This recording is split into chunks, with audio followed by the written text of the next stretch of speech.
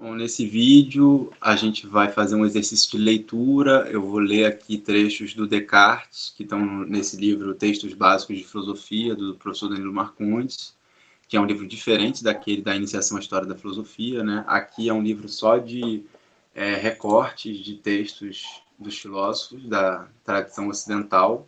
Aqui pelo sumário dá para localizar esses diferentes autores que o Danilo Marcondes selecionou, e aí dá para clicar aqui diretamente no Descartes, né?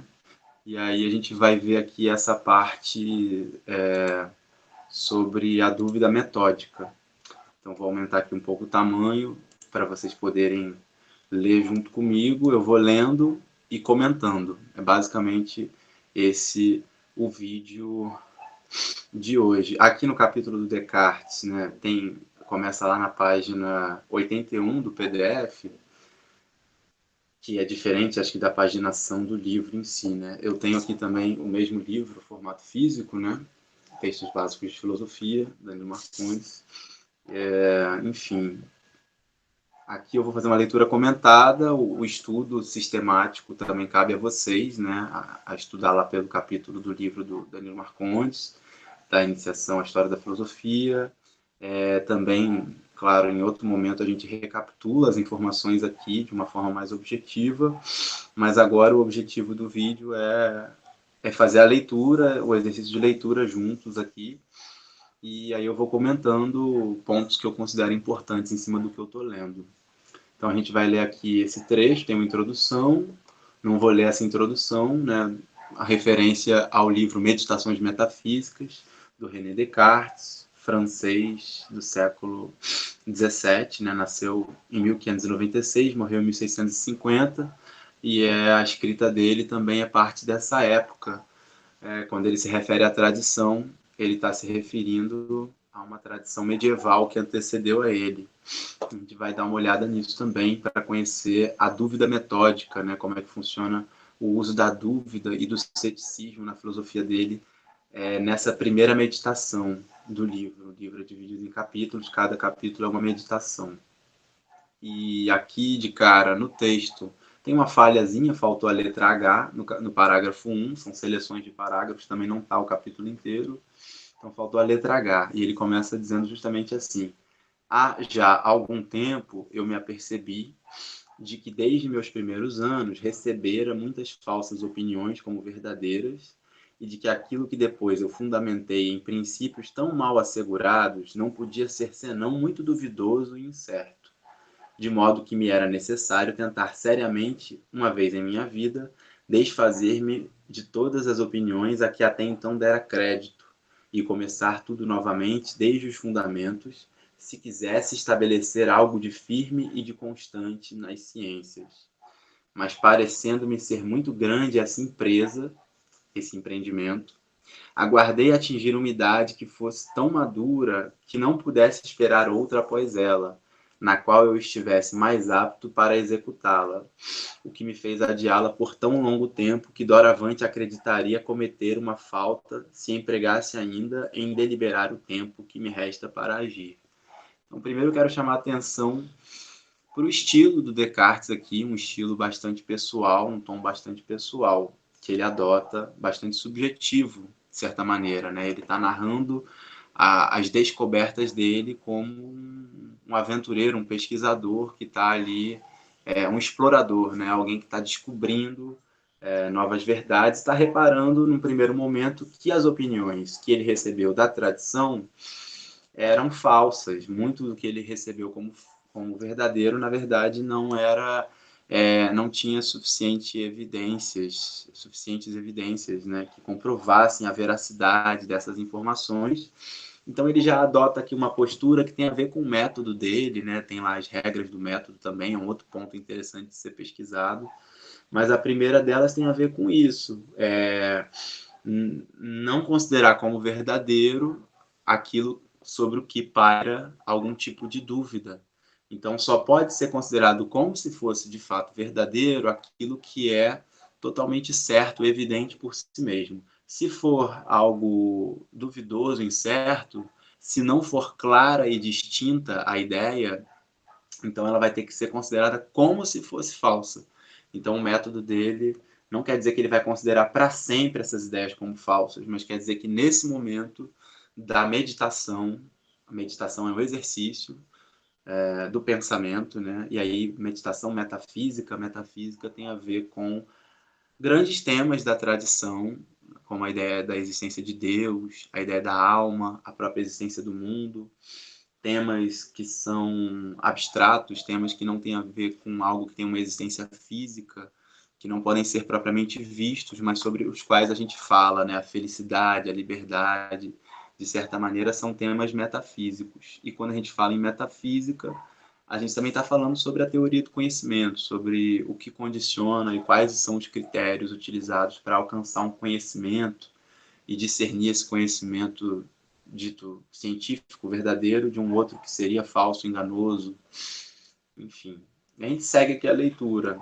Ele diz assim no segundo parágrafo da primeira meditação: agora, pois, que meu espírito está livre de todos os cuidados e que consegui um repouso assegurado numa pacífica solidão, aplicar-me-ei seriamente e com liberdade em destruir, em geral, todas as minhas antigas opiniões. Ora, não será necessário, para alcançar esse desígnio, provar que todas elas são falsas, o que talvez nunca levasse a cabo. Mas uma vez que a razão já me persuade de que não devo menos cuidadosamente impedir-me de dar crédito às coisas que não são inteiramente certas e indubitáveis do que as que nos parecem manifestamente ser falsas, o menor motivo de dúvida que eu nelas encontrar bastará para me levar a rejeitar todas. Para isso não é necessário que examine cada uma em particular, o que seria um trabalho infinito. Mas visto que a ruína dos alicerces carrega necessariamente consigo todo o resto do edifício, dedicar-me-ei inicialmente aos princípios sobre os quais todas as minhas antigas opiniões estavam apoiadas. Então ele está aqui dizendo que se tiver alguma sombra de dúvida sobre algo, ele, na dúvida, na incerteza, ele vai decretar naquele momento que aquilo ali então é falso. Ele vai considerar como se fosse falso. Não vai levar aquilo como verdadeiro. E para não ficar perdido em examinar cada problema do pensamento, cada problema matemático, cada, enfim, questão que aparece nas ciências da época dele, ele vai fazer justamente uma reflexão sobre os princípios, os fundamentos do conhecimento. Porque se no princípio já se encontram problemas, então tudo que vem na sequência desse princípio vai também carregar os mesmos problemas de princípio, né? Se você fracassa no planejamento, você também provavelmente fracassa na execução daquilo que você planejou errado. E aí o conhecimento também ele está pensando dessa maneira, como um edifício que tem seus alicerces. E a investigação sobre os alicerces do edifício do conhecimento é aqui uma estratégia metodológica do Descartes, bem interessante. Então ele não está debatendo cada conteúdo, mas está debatendo, de certa maneira, aqui a forma do próprio conhecimento. E ele segue questionando, né? Diz: tudo o que recebi até presentemente como mais verdadeiro e seguro, aprendi-o dos sentidos ou pelos sentidos. Ora, experimentei algumas vezes que esses sentidos eram enganosos e é de prudência nunca se fiar inteiramente em quem já nos enganou uma vez. Então, os sentidos, aquilo que a gente tem acesso ao mundo pela visão, pela audição, pelo tato, pelo olfato, pelo paladar, tudo aquilo que a gente experimenta sensorialmente com o nosso corpo, na concepção do Descartes, que é também a concepção da tradição metafísica ocidental, tudo isso é enganoso. A gente pode ver um fenômeno e acreditar, por exemplo, numa ilusão de ótica. Então, quando a gente vai estudar ali as leis, as propriedades físicas, a gente vê que nada, aquilo ali não passava de uma ilusão de ótica, um efeito que depois, por exemplo, ao colocar algum tipo de objeto na água, metade dele fica na água, metade fica fora d'água, a gente vê ali o fenômeno da refração. E, enfim, isso daí já é o conhecimento científico que vai explicar para a gente que aquela imagem do objeto distorcido ao ficar metade na água e metade fora da água não é verdadeira, é só uma ilusão de ótica. A gente, com a nossa intuição, com o nosso senso comum, também acessa essa ideia de que aquilo ali é enganoso. Mas aqui no caso, a ciência nos princípios que o Descartes está estabelecendo, vai trazer novos caminhos, né, para pensar onde é que está, então, a verdade, né, o caminho da verdade. Então, a primeira coisa que já é colocada em dúvida foram as opiniões da tradição. Na sequência, ele está colocando em dúvida aqui tudo aquilo que vem pela via dos sentidos. E aí ele vai seguir radicalizando essa dúvida. Vamos ver aqui no quarto parágrafo. Mas ainda que os sentidos nos enganem às vezes, no que se refere às coisas pouco sensíveis e muito distantes, encontramos talvez muitas outras das quais não se pode razoavelmente duvidar, embora as conhecêssemos por intermédio deles. Por exemplo, e aqui presta atenção nesse estilo super subjetivo, super pessoal, super íntimo que o Descartes adota. Ele diz assim: que eu esteja aqui sentado junto ao fogo, vestido com um chambre, um robe, tendo este papel entre as mãos e outras coisas desta natureza. E como poderia eu negar que estas mãos e este corpo sejam meus, a não ser talvez que eu me compare a esses insensatos, e aqui ele está se referindo aos loucos, cujo cérebro está de tal modo perturbado e ofuscado pelos negros vapores da bile, que constantemente asseguram que são reis quando são muito pobres, que estão vestidos de ouro e de púrpura quando estão inteiramente nus, ou imaginam ser cântaros ou ter um corpo de vidro, mas que são loucos e eu não seria menos extravagante se me guiasse por seus exemplos. Então aqui também tem todo um debate que se abre depois, que tem a ver com qual é o lugar da loucura na sociedade, e nessa época ainda existia uma grande tolerância em relação à loucura e ao louco. O louco também era capaz de trazer uma verdade. Ele ali habitava de alguma forma a cidade. Tem a figura do bobo da corte, tem várias figuras interessantes na história da filosofia também, que é aquele que diz a verdade, sem se preocupar com o que os outros estão pensando. De certa maneira, o louco ele é capaz de verdade, ele tem a sua verdade. E tem um certo momento aqui, por exemplo, nessa virada cartesiana, que a loucura, então, ela passa a ser totalmente oposta à verdade. Ela é o outro da razão. Aquele que é louco, ele tem a desrazão, né? Ele não, ou você tem a razão, ou você está com a razão, ou você é uma pessoa arrazoada, ou você é um insensato, não tem razão, não tem... e aí, todo um debate interessante sobre isso, que atravessa aqui, né? Michel Foucault é um filósofo interessante nesse sentido, vai falar dessa passagem da loucura, que era mais ou menos aceita e tolerada na sociedade europeia, para um momento da doença mental, em que a loucura vai ser então enclausurada e os loucos vão ser colocados nos sanatórios e manicômios. Esse é um outro debate transversal, mas a gente vai seguir aqui com o Descartes. Parágrafo 5, ele diz assim: todavia, devo aqui considerar que sou homem e, por conseguinte, que tenho o costume de dormir e de representar em meus sonhos as mesmas coisas, ou algumas vezes menos verossímeis, que esses insensatos em vigília, quando estão acordados. E essa aqui é a famosa dúvida do sonho. Ele vai colocar as coisas em dúvida nesse sentido. Preste atenção. Quantas vezes ocorreu-me sonhar durante a noite que estava neste lugar, que estava vestido, que estava junto ao fogo, embora estivesse inteiramente nu dentro de meu leito. Parece-me agora que não é com olhos adormecidos que contemplo este papel, que esta cabeça que eu mexo não está dormente, que é com desígnio e propósito deliberado que estendo esta mão e que a sinto. O que ocorre no sono não parece ser tão claro nem tão distinto quanto tudo isso. Mas pensando cuidadosamente nisso, lembro-me de ter sido muitas vezes enganado quando dormia por semelhantes ilusões.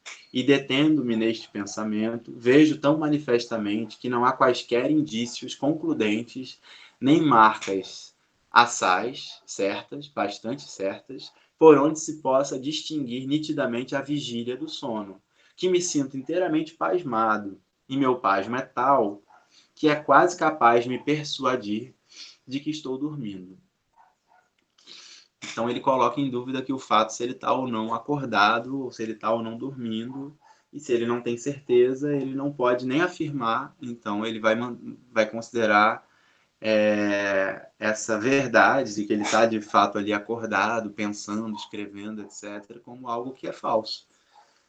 Então ele vai ali, nessa dúvida, ele vai radicalizando essa dúvida, cada vez mais vai exacerbando essa dúvida.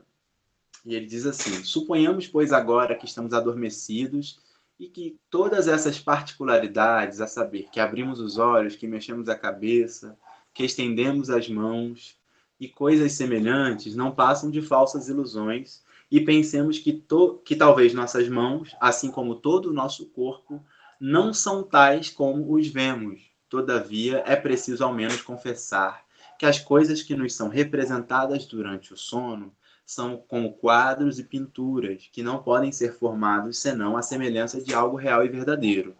E que assim, pelo menos essas coisas gerais, a saber, olhos, cabeça, mãos e todo o resto do corpo, não são coisas imaginárias, mas verdadeiras e existentes. Pois, na verdade, os pintores, mesmo quando se empenham com o maior artifício em representar sereias e sátiros por formas estranhas e extraordinárias, não lhes podem, todavia, atribuir formas e naturezas inteiramente novas, mas apenas fazem certa mistura e composição dos membros de diversos animais, ou então, se porventura sua imaginação for assaz e extravagante para inventar algo de tão novo que jamais tenhamos visto coisa semelhante, e que assim sua obra nos represente uma coisa puramente fictícia e absolutamente falsa. Certamente, ao menos, as cores com que eles a compõem devem ser verdadeiras. Então, aqui nessa investigação, ele vai tentando pensar o que tem de substrato ainda, o que ainda poderia persistir de verdadeiro, de verossímil, de semelhante à realidade, mesmo na fantasia e na imaginação que a gente tem, por exemplo, aqui na literatura, na cultura oral e hoje no milhão de séries e filmes de ficção que a gente acessa e assiste, nos desenhos animados e tudo mais. Mesmo quando se cria um personagem muito diferente, ele remete a formas que a gente de alguma forma já conhece. Enfim.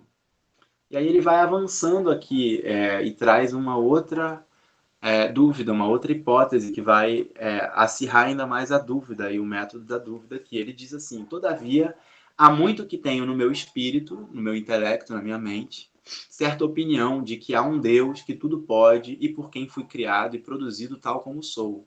Ora, quem me poderá assegurar que esse Deus não tenha feito com que não haja nenhuma terra, nenhum céu, nenhum corpo extenso, nenhuma figura, nenhuma grandeza, nenhum lugar, e que, não obstante, eu tenho os sentimentos de todas essas coisas e que tudo isso não me parece existir de maneira diferente daquela que eu vejo.